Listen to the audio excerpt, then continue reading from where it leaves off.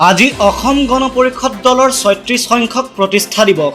প্ৰতিষ্ঠা দিৱস উপলক্ষে উত্তৰ অভয়াপুৰী সমষ্টিৰ ডাঙাইগাঁৱৰ জ্যোতিৰ্ময় সংঘত অসম গণ পৰিষদ দলে অনুষ্ঠিত কৰে এক কাৰ্যসূচী। পতাকা উত্তোলন, বৃক্ষৰোপণ, শ্বহীদ বেদীত মাল্যাৰ্পণে আৰম্ভ কৰে অনুষ্ঠান।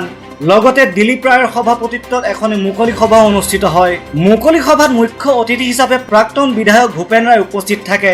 সাংবাদিকৰ লগত হোৱা এক সাক্ষাৎকাৰত আগন্তুক বিধানসভা নিৰ্বাচনত অগপৰ নিজস্ব দৃষ্টিভংগীৰে নিৰ্বাচনত অৱতীৰ্ণ হোৱাৰ কথা উল্লেখ কৰে। আগন্তুক বিধানসভা নিৰ্বাচনত বিজেপিৰ লগত মিত্ৰতা বাহাল থাকিব বুলিও মন্তব্য কৰে প্ৰাক্তন বিধায়কগৰাকীয়ে। যি আমাৰ ৩৬ সংখ্যক অসম গণ পৰিষদ দলৰ প্ৰতিষ্ঠা দিৱস, সেই উদ্দেশ্যে আমি প্ৰতিটো বিধানসভা সমষ্টিত কাৰ্যসূচী লৈছোঁ প্ৰতিষ্ঠা দিৱস উদযাপনৰ বাবে।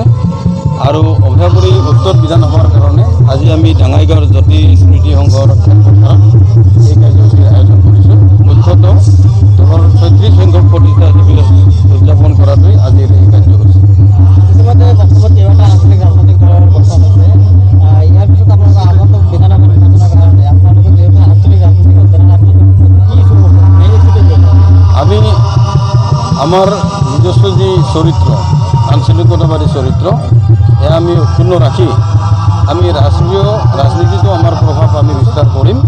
আৰু অসম গণ পৰিষদ দলে আগন্তুক দিনত আমি অসম গণ পৰিষদৰ নিজস্ব আমি দৃষ্টিভংগী আৰু নিজস্ব স্বকীয়তা ৰক্ষা কৰি আমি নিৰ্বাচনত অংশগ্ৰহণ কৰিম। মানিকপুৰৰ পৰা আজিজুল হকৰ ৰিপৰ্ট, অৰুণোদয় লাইভ।